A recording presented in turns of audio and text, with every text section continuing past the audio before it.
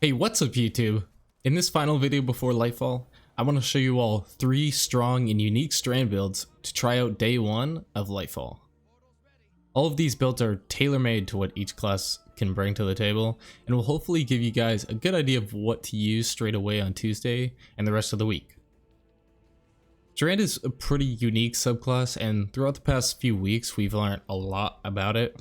However, the mod system is something that at the time of writing this, we still don't know a lot about. So as a result, I won't be doing in-depth guides on each mod you should have equipped. Instead, I'll provide some general aspects that you should focus into to fully harness the power fantasy of each one.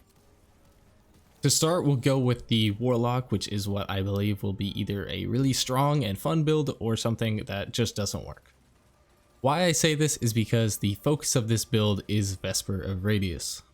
Vesper provides insane rift energy when you're surrounded by 3 or more enemies, and is the fastest way to naturally build into more rift spam.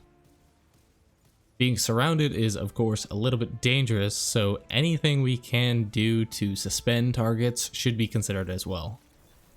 With this build, we're trying to build towards having as many threadlings as possible. Assuming there is no crazy 10-second cooldown on threadling generation, we should be able to have threadlings running around everywhere. As a broodweaver, we have access to Weaver's Call and Mind Spun Invocation as our aspects. Weaver's Call is really what we're working with because on Riftcast, the Warlock weaves 3 threadling eggs which hatch into threadlings when they hit a surface. Any perched threadlings are converted to additional eggs. However, we can combine this effect with some threadling grenades too, which can be consumed with Mind Spun Invocation to have a full complement of perched threadlings. All of this together will emphasize the threadlings to the highest degree, and to boost this, run more mods and stats that help get more rifts and grenades. As a result, I'd say Hunter Discipline and Recov are recommended, as well as having mods such as Perpetuation, Utility Kickstart, Bomber, and others like this. Moving on, we'll talk about the next class, Hunter. The Thread Runner Hunter is the grapple experts by default due to the Widow's Silk aspect. However, both Ensnaring Slam and the new melee Threaded Spike, aka the Rope Dart, are 2 other things we can build into. As a result, this one is going to be geared towards the melee combined with Assassin's Cowl. The neat thing about the Rope Dart versus something similar like the Stasis Shurikens is just the fact that the Strand melee has self-refundability built in by allowing the player to catch it on the way back.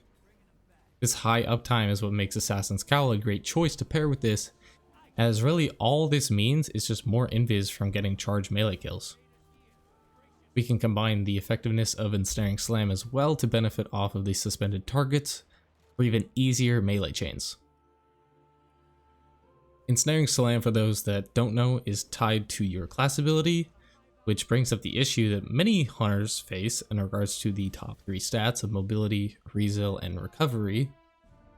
To mitigate this, we can utilize some of the new mod system to have more mobility with the mod Font of Agility.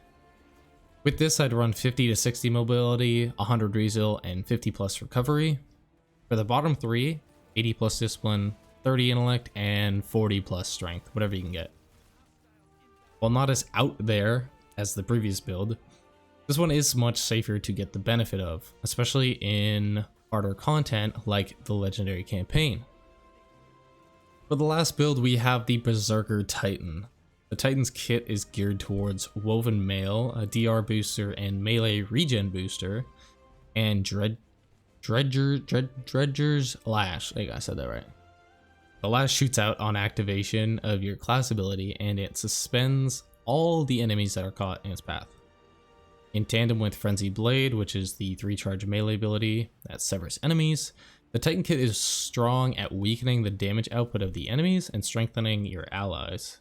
But to benefit the most, we can utilize the grapple grenade to swing around and get to where we need to be to make the most impact. So with this, we're going to simply be kitting out our Titan with a second grenade from Armamentarium. Shax would say, throw more grenades. Our goal is to have as many grapple grenades available to us So max discipline and rezeal are ideal for this, as well as 40 plus strength. Even though Frenzied Blade does come back quicker with Woven Mail active, 3 charges is a lot to fill up, so any boost will help us sever the enemies and protect the team. As for mods, once again, this is all about grapple spam like your Spider-Man, so Bomber, Grenade Kickstart, and Innervation are all great options to help get that extra bit out of nade energy. So there are your 3 builds for day 1 Lightfall to utilize aspects of Strand to the next level. Hopefully this helps you guys out start your Strand build journey, as I believe Strand is one of the most customizable subclasses available to us. If you guys use the builds, be sure to let me know in the comments or on Twitter, as I'm curious to see how they'll work out for you. I'm going to be starting with that Titan build personally, however I really think the Vesper one could be pretty fun to use, not gonna lie. If you liked the video, please hit the like button, share with your friends, and consider subscribing if this is the type of content you like to see. That's all from me, so I'll see you in the next video. Thanks for watching.